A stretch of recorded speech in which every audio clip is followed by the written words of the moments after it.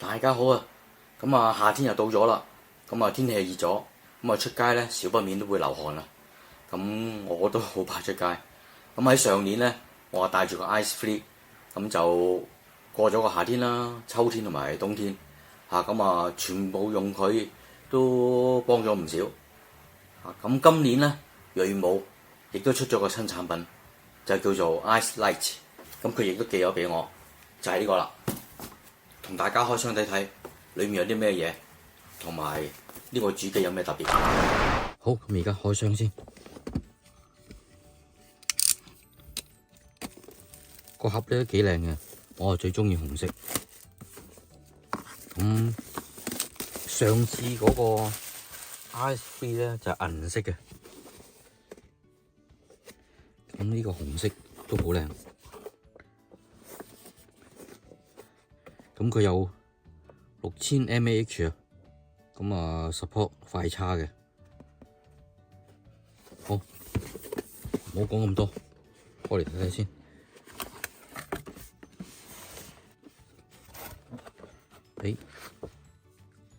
呢張紙係個 Quick Guide。好，跟住個主機。今次咧個白色咧。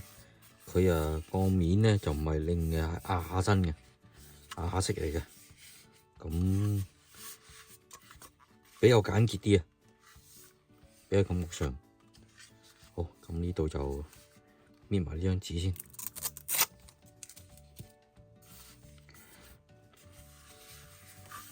感覺上咧比上一代嗰個Ice Free 咧就細啲啊，呢度都窄啲啦。同埋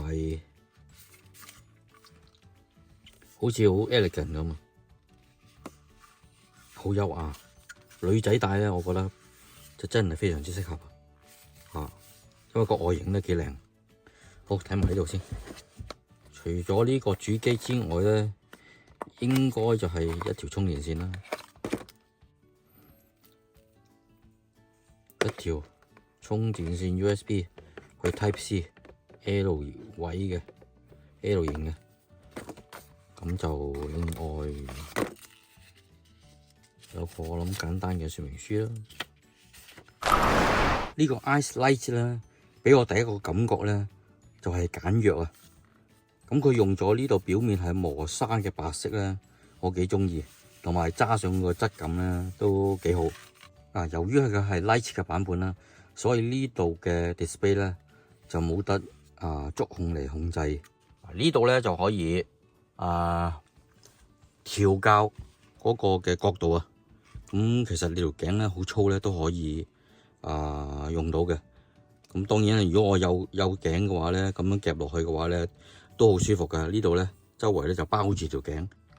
今次嘅設計咧就嗰兩把風扇啊擺咗喺呢兩度，咁所以你掛上嗰個頸嗰度咧係非常之舒服嘅。佢應該係參照咗人工嘅力學原理啦咁做出嚟嘅。佢嘅重量咧就係524 gram，我戴咗成日咧都唔覺得攰。咁另外風咧就喺呢度吹出嚟啦，同埋呢度後面咧亦都係兩邊咧都吹出嚟，吹到個背脊嘅，咁都幾舒服啊。今次個製冷嗰個接觸面積咧係去到埋呢度嘅，咁成包圍埋你條頸左右啦，同埋後面咁但係佢巧妙咧就係呢度咧就係有啲軟膠嘅，所以咧其實你個頸椎嗰度咧係避開咗動唔到你嘅，咁所以呢個設計咧我覺得非常之好因為我都驚咧就係呢度我頸椎嗰度咧長期凍住咗咧會有啲健康嘅問題啊。咁但係呢度咧，佢係特登喺度咧就有留空一個空隙喺度啦。咁令到你個頸椎咧就唔會直接凍到。咁呢度咧有個掣啦，呢個開機同埋一個模式嘅轉換掣。咁有個加同埋減嘅掣，同埋呢度有個 Type C 嘅充電口，同埋呢度有個 reset 掣。咁如果當呢部機咧開唔着或者係有啲咩問題嘅話咧，可以撳實呢個 reset 掣咧 reset 翻佢。開個機先。嗱，開機咧，佢有白色燈啦，咁啊代表係一個自動嘅模式。咁呢度咧就表示佢係校好24度啦。左手邊咧就係電量啦，右手邊咧有個 AI 嗰個字嘅，就代表自動嘅。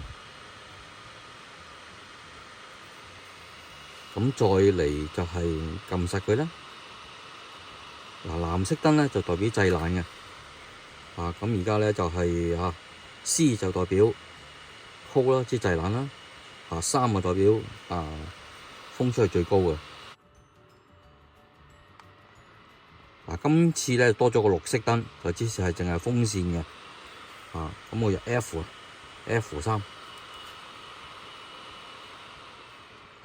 紅色就代表係製熱模式啦，咁個 H 啦。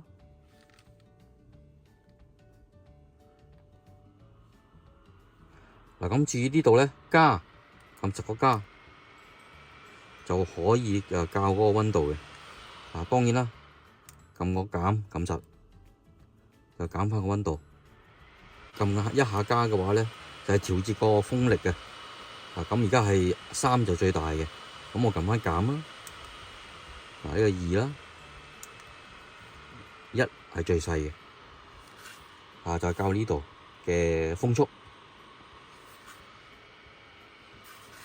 咁而家呢度咧就感覺上非常之凍。呢個掛頸風扇咧，仲可以插住個充電寶咧，一路咁運作嘅。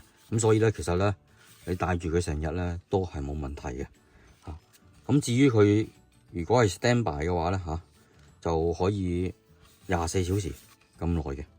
咁所以亦都唔使擔心啊。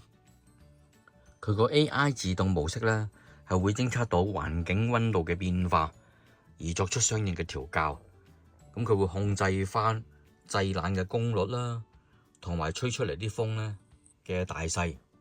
至於兩邊吹出嚟嘅風，同埋喺後面吹住背脊嗰兩個風口咧，吹出嚟嘅風咧都幾大嘅。啲風聲咧同普通嘅掛頸風扇差唔多。如果喺室外嗰度開住最大嘅風力嘅話咧，其實都唔係好覺嘅。佢仲有個程式嘅，可以用個手機嘅 Apps 咧嚟控制呢部機。咁而家咧係製冷模式，咁可以校翻溫度啊呢度。咁亦都可以降翻溫度。咁風速亦都可以調校嘅。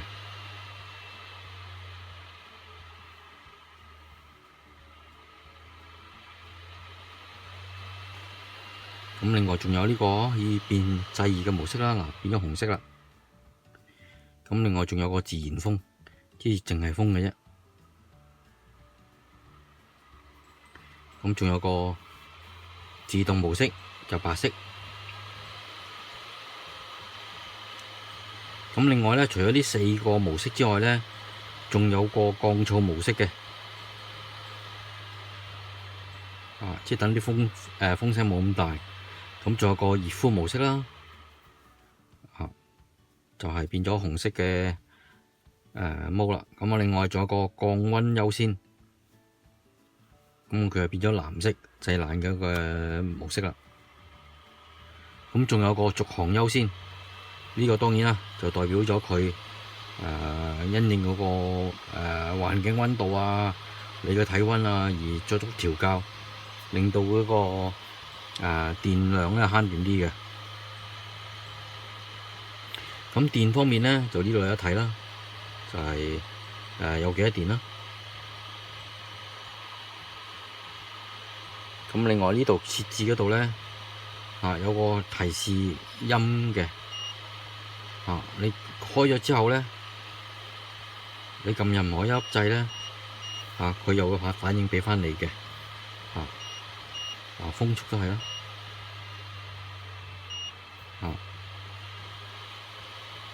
咁另外仲有語言啦，有中文啦，有英文啦，有日文啦。咁同上一代又係一樣嘅。咁單位一樣啦有攝氏，有華氏。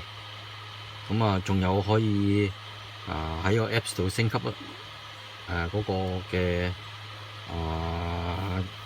掛頸風扇啦。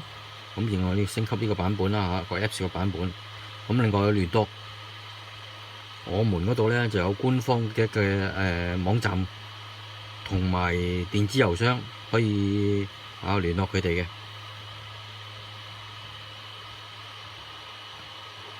咁另外呢度仲有個列表嘅設備列表嗰度咧，而家咧有一個Ice Lite 啦。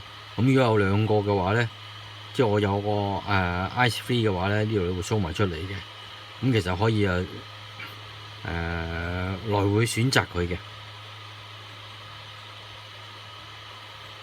當然啦，就同一時間只可以駁一個掛頸風扇啦。咁但係你可以用一個 Apps 咧，一個手機咧，再控制兩把掛頸風扇嘅。不過只可以同一時間控制一個啦。咁另外呢個係熄機啦，就佢變咗一個 standby mode 啦。依家眨下眨下，咁有陣時你入個商場咁樣咧，你唔需要製冷嘅話咧，你可以撳呢個掣咁令到佢變咗 standby mode，咁就唔使成日除落嚟撳掣，或者係摸住你撳掣啦。咁另外一出翻街嘅話咧，你可以撳翻呢個，咁佢又着翻。咁呢個 Apps 咧就非常之方便嘅。Ice Lite 呢個掛頸風扇喺製冷模式底下個溫度最低去到幾多度咧？最實際嘅，梗係度俾大家睇下啦。嗱，咁而家我開咗一陣啦，咁我個溫度咧就校到去16度，就自動模式嚟嘅。嗱，而家呢個室溫係幾多度咧？室溫係26度，咁我睇下呢度表面幾多度？17.3，依邊咧就係22。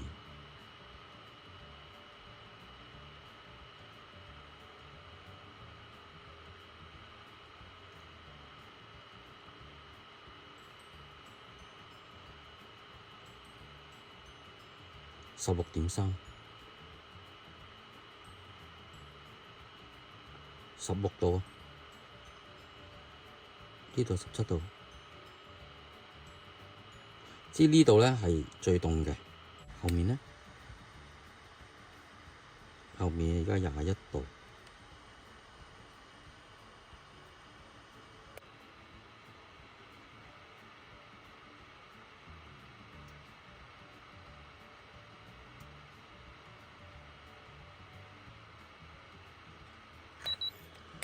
幾個？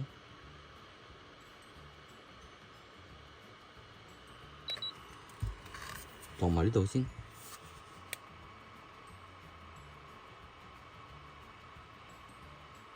度出嚟嘅製冷效能咧非常之好啊！表面咧仲會凝結咗啲水珠添。大家好啊！而家咧就係中午3點零鐘啊，個太陽都好猛啊！咁今日個度數咧就大概34至35度度。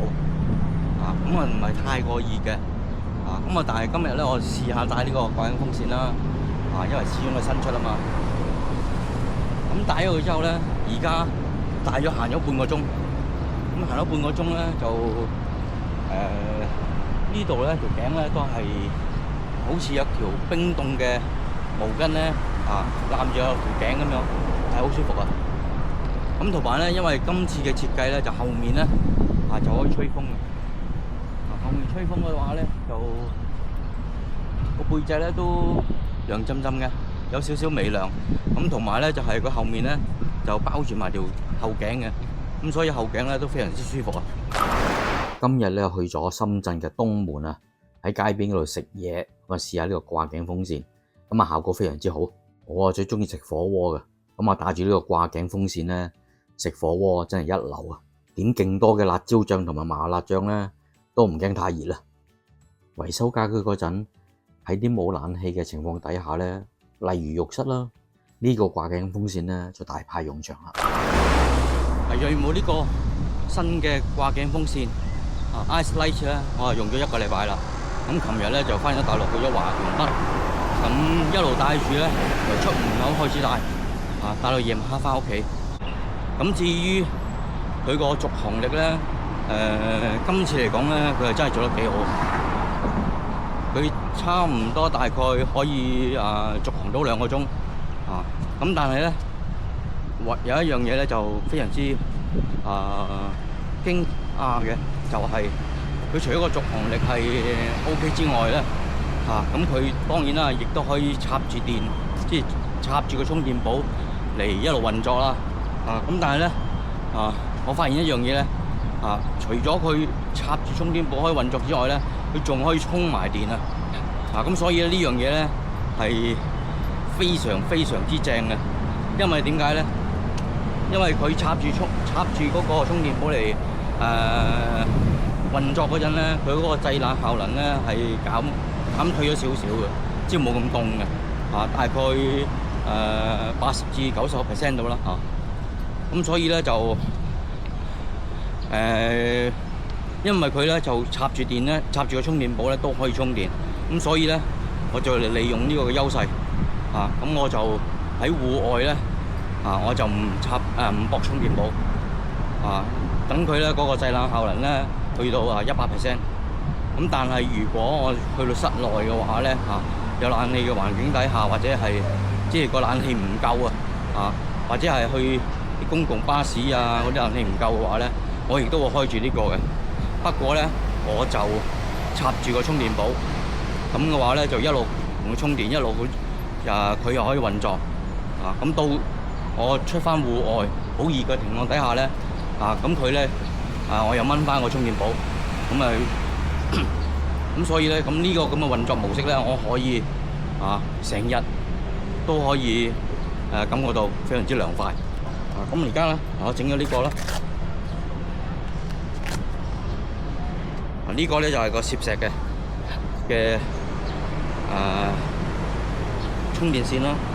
咁如果我真係去到室內嘅話咧，我哋拋翻落呢度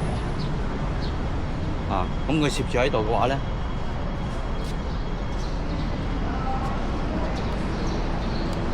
攝住呢度嘅話咧，咁喺度充電噶啦。咁真係非常之方便。咁唔好話一日長期着住都得咁呢個真係值得一讚不得不提咧，個 AI 嘅自動模式當你喺戶外好炎熱嘅天氣底下咧，入到去商場裏面，咁商場裏面咧有冷氣噶，咁呢個掛頸風扇咧就會偵測到嗰個嘅環境溫度嘅變化咧，而作出相應嘅調校，咁令到你咧唔需要用個手機或者係自己去調校翻個溫度啦，或者你嗰個風速嘅。咁呢個咧係非常之方便。而家咧我係想測試一下，究竟呢個掛頸風扇如果戴咗上頸之後咧，究竟佢將我嘅頸嘅溫度係可以降到幾多咧？咁本應咧我係想喺戶外試嘅，不過最近呢個天氣咧就成日落雨，咁所以冇計啦，咁我就喺室內試。咁而家呢度咧個室溫就係27.7，咁而我條頸而家就係35.2度，度多一次先35.2度好，咁我而家將個掛頸風扇戴上個頸度，好，跟住而家開機。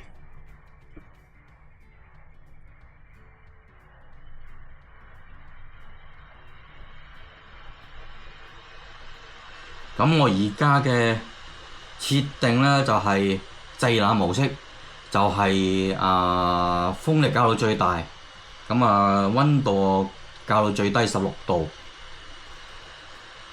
好，咁而家我開始計時，咁大概我戴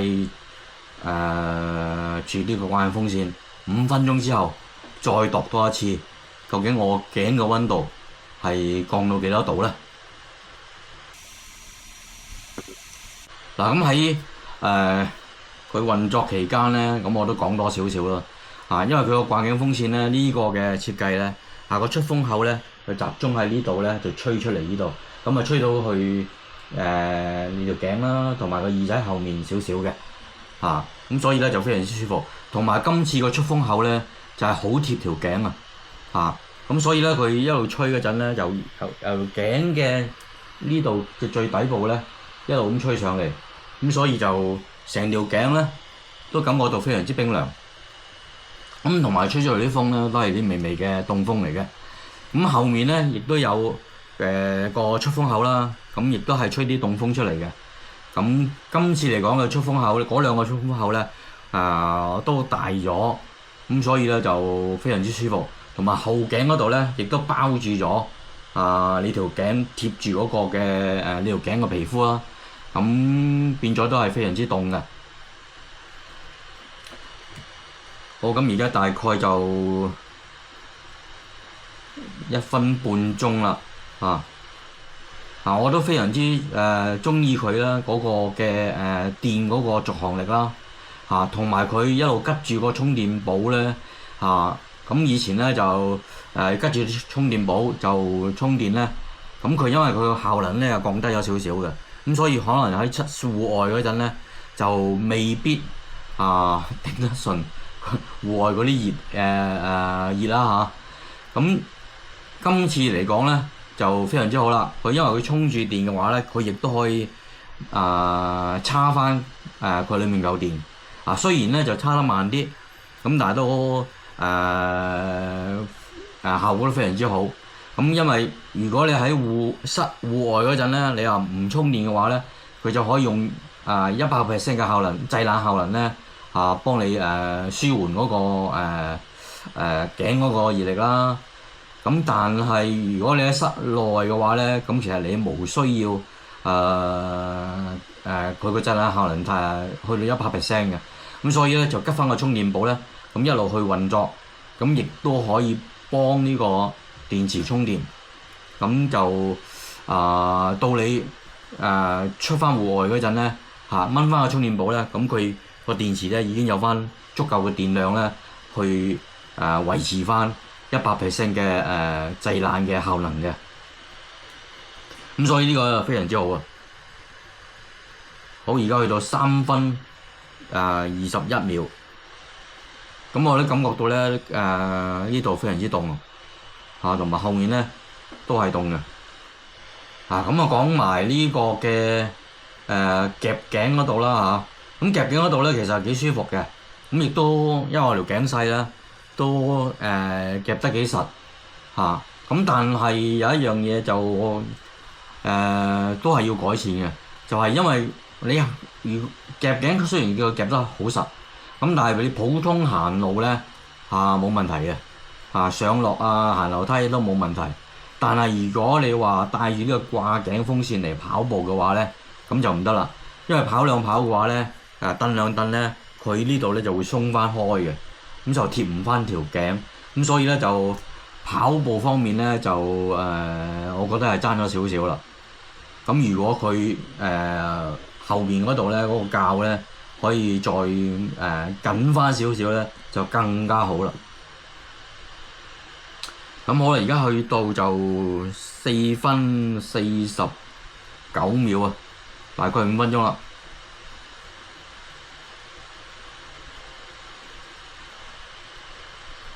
好，5分鐘到咗，咁我除翻落嚟啦。咁睇下我條頸而家個溫度幾多先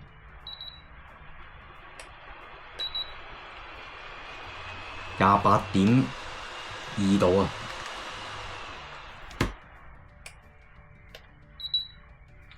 27.1度26度28.5度。因為點解個溫度有變化咧？因為其實我就睇唔到所以咧就未必對得準最冷嗰邊嘅，即係嗰個部位。而家係26.2度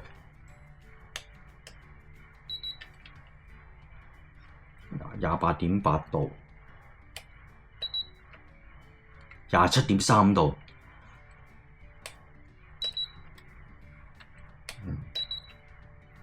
呢度30.1度，我對唔準。29.6度，一路升翻啦而家，因為呢度都熱啊嘛。哦，31.5啦，一路係咁升緊。31.5啊，咁所以咧就實測到咧，佢呢個掛頸風扇咧就真係幫你降到溫啦。咁同埋就我感覺到非常之凍嘅，所以咧呢個值得推介。影片咧就嚟到呢度啦，咁好多謝銳武寄呢個產品過嚟，等我有機會咧可以介紹俾大家，同埋評測一下。我將個銷售連結咧就擺咗喺我個 description box 嗰度，咁如果大家有興趣嘅咧，可以撳入去了解一下。咁同埋咧有個促銷碼咧就俾大家嘅。好啦，咁影片嚟到呢度啦，拜拜。